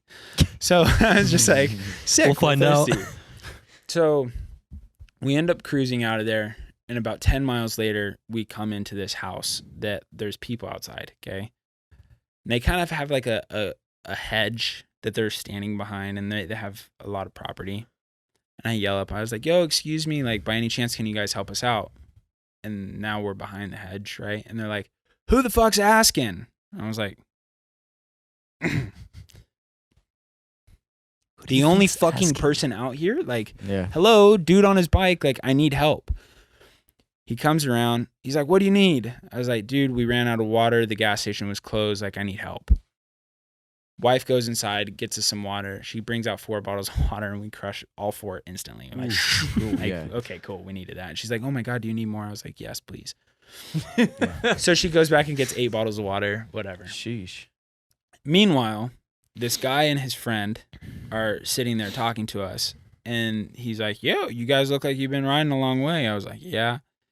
He was like, oh, where are you guys from? I was like, California. He's like, fuck California. Shit. All right. Fuck Oklahoma. Bro, everywhere in this country hates California. It sounds like seriously. a lot of people in Oklahoma are low IQ. I'll tell you that. No, for sure. And so then I was like, okay, cool. At this point, like, you have to manipulate the situation. It's like, homie is obviously aggressive. He's been drinking. He has beers in his hand. Not a happy camper. whatever. Like at this point, you are in a point of privilege, right? Like I'm a white dude. I can kind of play, right? Mm-hmm. So I was like, oh yeah, cool, haha. I don't like it either, which I love California, but that's besides the point. So he's like, oh, what are you guys doing? I was like, oh, we're riding from California to New York City. He's like, New York City, that's a shithole too. I was like, so is your piece of shit property, but like, okay, cool. I need water. So then he's like, what have you guys been paying attention to the news lately? And I was like, I knew exactly what he was talking about, and I was like, no, sir. He's like, have you seen Minneapolis? And I was like, no, sir. He was like, basically burning that shit down to the ground. And I was like, well, that's interesting. Like, just trying to change the subject. I was like, oh yeah, no, like I haven't seen anything, but we're really excited to get to Arkansas. I heard it's beautiful. And he's like, yeah. And like you see he's getting like agitated and shit. And I was just like, fuck, dude, like I don't know how to get out of this conversation. And I like look at Blake, and Blake looks at me, and he's like, bro, I'm just gonna not say anything. So he's like, the guy that was speaking the whole time, he's like, you know, if I was police chief, I'd kill every last one of those motherfuckers. Motherfuckers don't deserve to live. And I was like, whoa. I was like, who? Okay. Like, That's why you're not police chief. yeah, no. Yeah, Just seriously. like a normal dude that just thinks that we are also normal dudes that like he can speak like that too. But in that position, like, bro, Oklahoma, they have concealed carry. Like, he could do whatever he wants. yeah. And like, Yeah, and you at gotta be this point, careful. they've put me on their private property to get their fucking water bottles. Yeah. So it's like, at that point, like, what am I supposed to do? You know, what You're I'm playing saying? along. So then you have to. Just to get the hell out of there. And so it was a really eye-opening experience where it's like, yo, like we had a friend of mine who is black that wanted to go on the trip, and like for whatever reason it just fell through. But I was just like, bro, what if the homie was here? He literally would have taken the water and poured it out in front of us and told us to get the fuck out of there. Or worse, you know what I'm saying? Yeah. And it's just like you don't realize how, and we living in the United States are all coming from a point of privilege being here, and I do understand that. Like, this is different than Western Africa or freaking in Colombia, like the amount of poverty or like whatever. Like, I do understand that. Like, but at the same time, innocent people are dying that shouldn't be dying. Like, there's shit happening with women, like dudes just popping in and like raping women, killing people, and it's just like, bro, this is fucked. You know, when you're out there on the road and you're vulnerable and you start seeing this shit, you're like, if I was a woman, I probably wouldn't be able to take this trip on my own. Mm-hmm. If I was black, I wouldn't be able to take this trip on my own. Like, it's fucked up. Yeah. And so it's just like, and then you go into politics, you know, it's just like right now, this is like, it's coming to a head. And so it's interesting to be able to be on the road during such an iconic period of history as a white dude that's seeing all of this shit, and you're like, yo, this is broken, and like, how do you fix it, you know? So it's just, it challenged a lot. And going into the no headphones thing, like, bro, that's all I could think about for a month. I was like, dude, like, how do you fix this? Is it my job to fix it? And then, you know, like nowadays you're fucked if you do and fucked if you don't. Like, if you help, you're fucked, and like if you don't help, then you're an asshole. And it's just like, but no, that was an interesting little stint on the trip where I was just like, dude, this is backwards. Yeah, that's crazy because we only hear about these things. You don't see it. No, yeah, exactly. And we saw it multiple times. That is insane. Like, how many dude. people who are racist do you come across Here. No, It's just zero. It's maybe jokingly, but it's never like for real. Like No, that. it's Like opaque. that guy That's was what I was like, saying. Like, that guy was trying to get aggressive. no, I know. super. Yeah, that's And so you just see this, and like you'd see it in passing, you see it at the gas stations, you'd see it with people driving, Yeah. you'd see it on people's houses. You would just like the freaking shit that they had in front of their houses was like super pro whatever the fuck that they wanted on their yards. And like what was interesting was they would have a sign that literally would say like anti-Black Lives Matter right next to a Bible verse. I was like, The irony. yeah. I was like, what? they would have, Blake and I loved this. It was pray to end abortion. And I was like, okay. So then Blake just started taking pictures of them, right, in the beginning. But then there was literally 500 of them. Like, pray to end abortion, pray to end abortion, pray to end abortion. Yeah. And I was like, Bro, you know what's fucking weird? My iCloud. Guarantee you, if you moved into that neighborhood, right, and you're like, no, I don't want the pray to end abortion sign on my lawn, people would get weirded out. Super pissed. Yeah. They'd And be that's like "You a white want dude." abortion to happen? And you're like, what? And then that's I don't why, think you like, caught my the friends crossfire. that I was like seeing throughout the trip, it was really funny because like I never saw a straight white male on the trip. Like from the friends that I visited, it was just like everybody was different. Like it was a super diverse friend group, right? And I had one of my friends, Josh Bernal. He's a gay black man from Houston. Shout out Josh. Josh Bernal. What's good? From Houston. So Joshua came to visit in Dallas, and we were getting to talking, and he's like, dude, I've never actually been to like the middle of bumfuck nowhere in Texas. Like I've been to Houston, like I've gone to a couple places. He's like, I kind of want to take a road trip out to these places. And I was like, No, you don't. think you do, Chief. it's a little. I don't think you thought about Yeah. And it's just like, but that it's fucked up that is how it is. You know what Yeah. I'm saying? And so it's just like, I personally take advantage of the fact that I do whatever the fuck I want. This trip, if I want to move to Colombia, I went to Montenegro. I Mhm. backpacked Russia to Africa. Like I did all the things I've wanted to do, and I've never been like, people are like, you're gonna come back in a body bag, and I'm like, yeah, okay, fuck you. Like because it just doesn't. Who the fuck says that? My family. Hi, Mom. But it's interesting because like that has never been, it's never scared me, right? But then you start seeing shit on the news, and you're like, oh, girl out for a run gets taken. You're like, huh. This shit could happen here. It It- could happen anywhere. Exactly. Yeah. Yeah. And so I don't have to think about it nearly as much as other people. And this trip really challenged those thoughts. Not for me, but for other people. And so then it was almost like I felt guilty going on these trips, which is also, that's not the right response. But it was just really interesting. And to take my 18-year-old brother along on this, dude, like, dude, imagine being 18, having these Yeah, experiences. it's got to be nuts. Like, imagine yourself if you were 18 and you just went out across the country. I told him he easily grew 5 to 7 years in maturity. Oh, for because of sure. that trip. Oh, yeah. Yeah. Oh, dude, like, No one does that at that age. no. Nobody does. Dude, that, I was bro. focused on Guitar Hero. Yeah. Like, No, dude, to like yeah, take not a on 4-month trip, bro. to take on something that is like not only physically impressive, but at a crucial point in history where shit is starting to change. It was super. Yeah, I'm really stoked for Blake It's a just roller to coaster. see what materializes from this. And I've already seen a change in behavior. I've seen a change in the way he holds himself, carries himself. And that actually happened the last day of the trip. Like that 216-mile day where he just like he flipped a switch. And now he's like this little dude that's like, yeah, no, fuck it, I'm gonna do whatever I want. Little man with big dick energy. Always. Not always, Blake. Sometimes. Most of the time. But, like, speaking of the end of the trip, how good did it feel when you stepped off that bike and you walked into the hotel or room, wherever you're staying, and there's air condition, you just showered, I love that you and brought that up. and you lied down on the bed. I would I counter love that you against brought that up. Because I saw his photo on his Instagram where he was on the rooftop in New York. And I Yep. was like, motherfucker. He did it. I remember that too when you're like riding into New York. I'm like, oh shit. Yeah, dude, he was straight up on a rooftop. I remember, I don't know what the fuck you were doing. You were like napping there or something. Kicking him. Kicking it. And I was just like, dude, he fucking did it. I would Like, say this- You made that it. I would assume that there are mostly positive feelings, Mm. but also there's some like self-doubt because it's like, okay, what next? So, okay, this is the way that I would put it. Just to like, I know I'm talking a lot. I guess this is a podcast, so It's the goal of it. Yeah, that's baby. what we do, right? Yeah. We talk. end of the trip, Ohio, Indiana, shit, like cornfields. A lot of Amish Fuck country. GMO corn. And for A lot real. of hear ye's. And a lot of hear ye here. We ride electric bikes.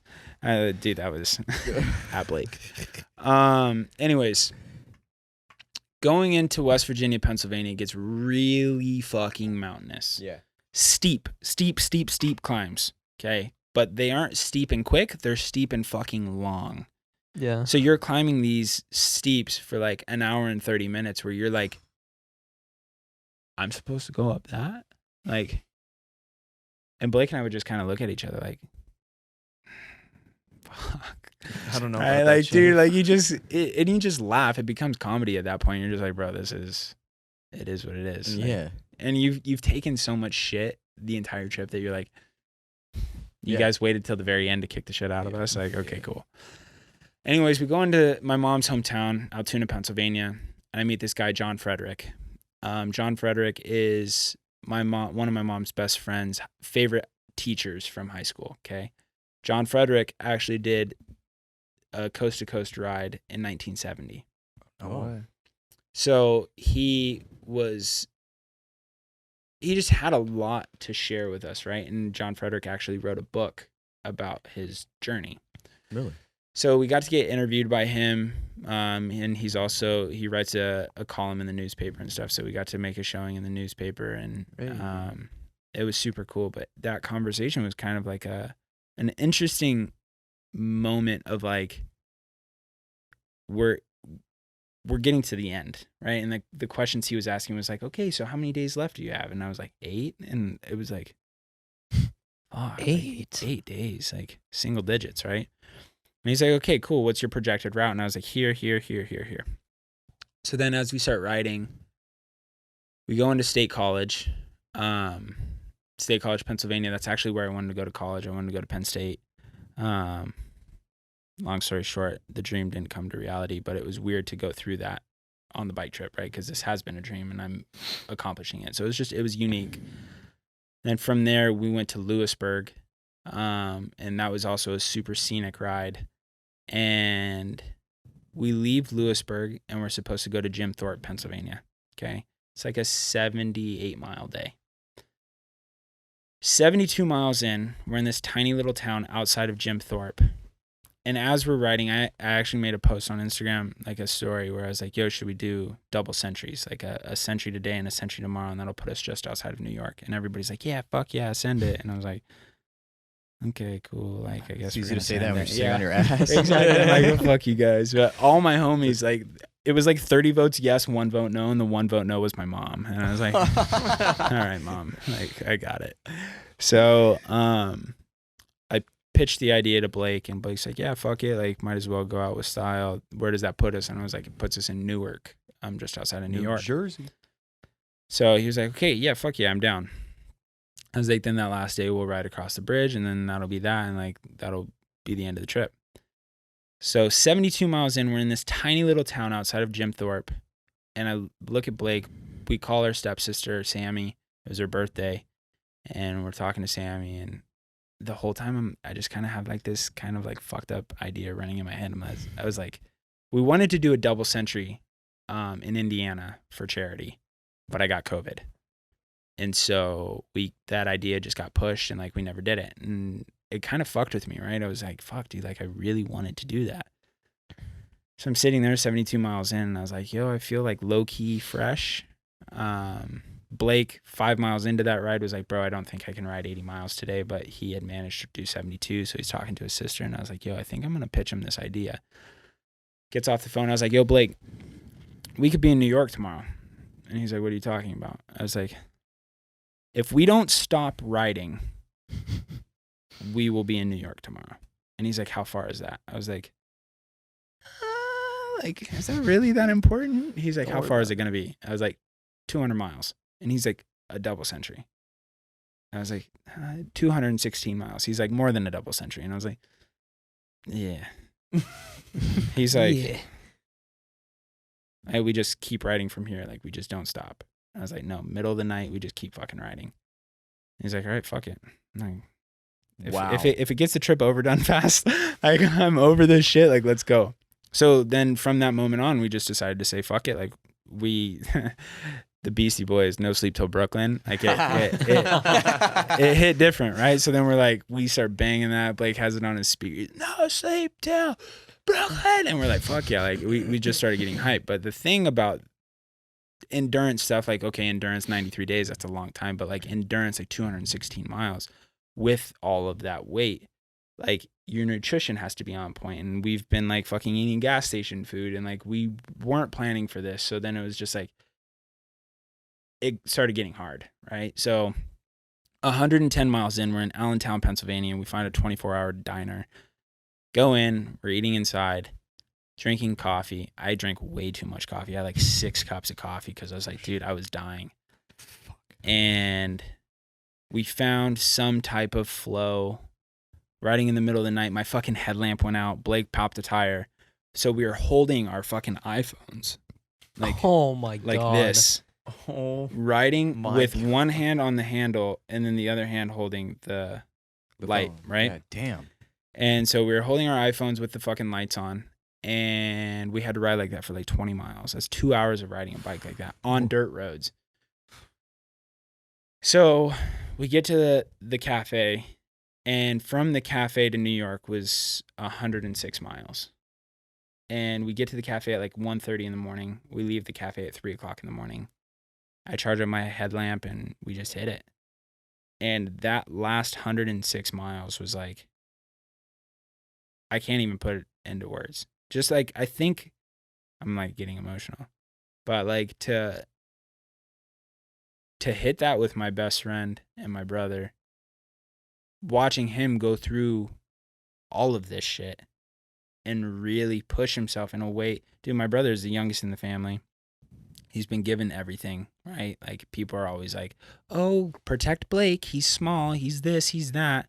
Like, don't take him on this trip. He's gonna get hurt. And then for him to be like, dude, I don't even think I can hit 80 miles today, and start hitting these fucking massive fucking barriers and just bursting through them. Like, in the moment, like, I don't know if he realized what he was doing, which he probably didn't, knowing Blake. But as he was doing it, he started getting momentum. And that momentum is the same momentum that we're all looking for in life, right? Like, it's like, I want X, Y, or Z in my life. I want to be a professional soccer player. I want to be a movie director. I want to be a musician, whatever the fuck. And you have to create that. If you don't create it, you fucking miss out and you die and it's over. Like, you fucked up. Nobody else. You did. And we're sitting outside of the cafe. We're about to hop on our bikes. My ass is fucking tender. And Tenderloins. I was like, fuck, dude. Like, I got a century left in these fucking ass cheeks right now. Like, I'm hurting, bruv. So I look at Blake. I was like, yo, you got 100 miles left with me. How does that make you feel? He's like, good, I'm sick of you. And then he like kind of reneges this statement. He's like, fuck, we got 100 miles left. So we take off into the abyss, fucking riding in the middle of the night. I am on the verge of vomiting because I had way too much fucking coffee. Yeah. And as we're passing, dude, I like had to stop. I was getting the cold sweats and then the hot sweats and then the cold sweats. Yeah. And I was like, I'm either going to shit my pants or vomit or both. all the above. And so I'm like looking at Blake. I was like, yo, I think I'm about to yak. And he's like, no, you're fine. So then like we continue on. And then like we're passing this gas station. And it was like delicious 99-cent coffee. And I was like, that's a fucked up joke. Like I felt so, I was like, fuck, dude, my stomach. And we just continued riding. And I just remember the sunrise that morning was just, it was a long sunrise, bro. It took like 2 hours, right? You start seeing that dawn, those colors and stuff. It's like these brilliant violets and blues, and like it was special, right? And like it was just Blake and I and the fucking deer.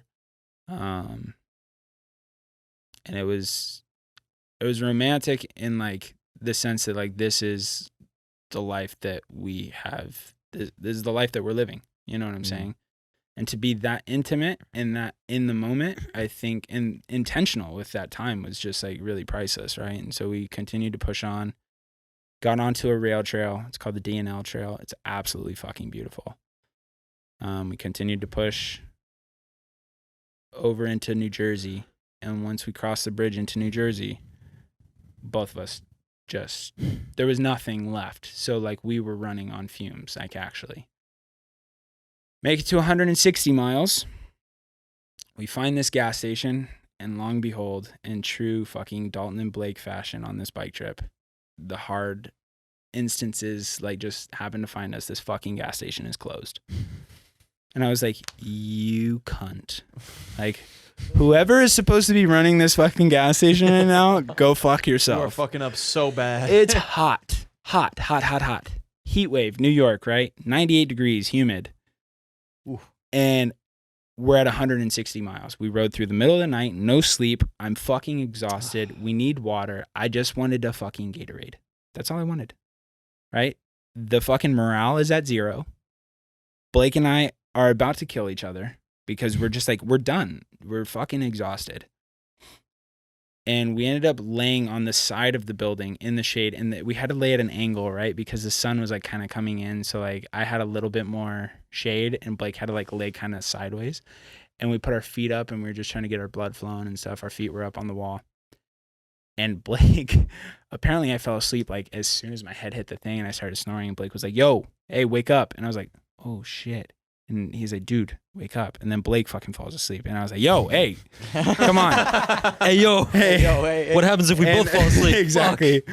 And so then the sun was kind of our timer, right? And the sun is like kind of reaching us. And I was like, okay, cool. Like we have to fucking go. Like these last 56 miles aren't going to ride themselves. Like we just have to send it. So we're like calling people. I called you. We were like looking for momentum, right? And nobody had the right words. And the reason why nobody had the right words is because the right words nobody else had. Like they just didn't have them. And it was because we were the people that needed to find that momentum. And like we had to create it out of nothing. We had to create it on 160-mile legs that are done. Our ass cheeks are raw. Our fucking just everything. My fucking back tire was wobbling. We had a flat tire again after that.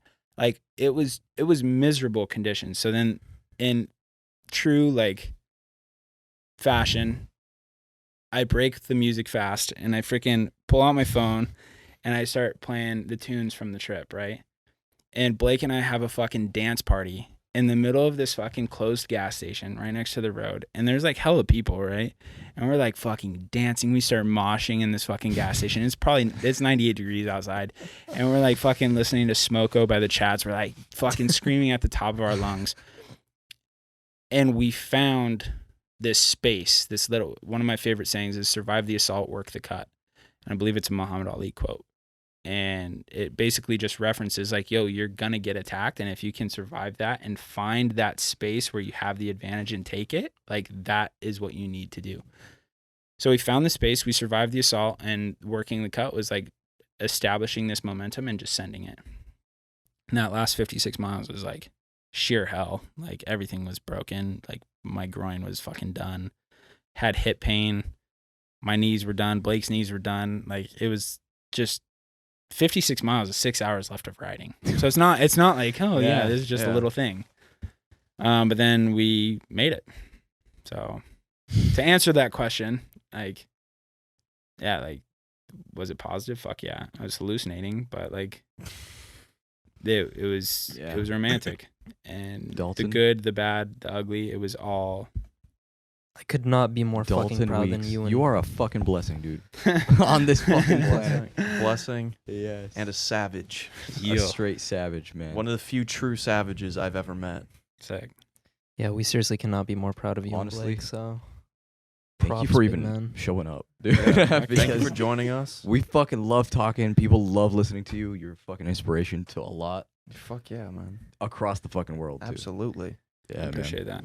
And on that note, We're gonna end it fuck here. the Tour de France. This man right here. Fuck the Tour de France. This guy knows Yeah. what's good. And fuck Oklahoma. Fuck Oklahoma. I was like, fuck Oklahoma. Yeah, dude. Send us out. Episode 49 of the 2 a.m. podcast has come to a conclusion. Fuck Thank yeah. you, Dalton Weeks. Yeah. We love you. Man, myth, the legend, and a fucking savage. Fuck yeah, baby. Thank you. Thank you for joining us in this sweaty room for Yeah, another no problem, time. bro. And Another Sick. go round. for you guys, we'll see you next time on episode You 50. air-conditioned Hey, bitches. You already know where to find us. Yeah, where can we find us? Anchor.fm, Apple Podcasts, Spotify, and many more. YouTube. Also, check out. Hey, be, Oh, be careful. Check out our YouTube channel. We started uploading videos. Please like, subscribe, and comment, and let us know what you think. And we'll see you next time. See you next time, everybody. See you guys. Peace.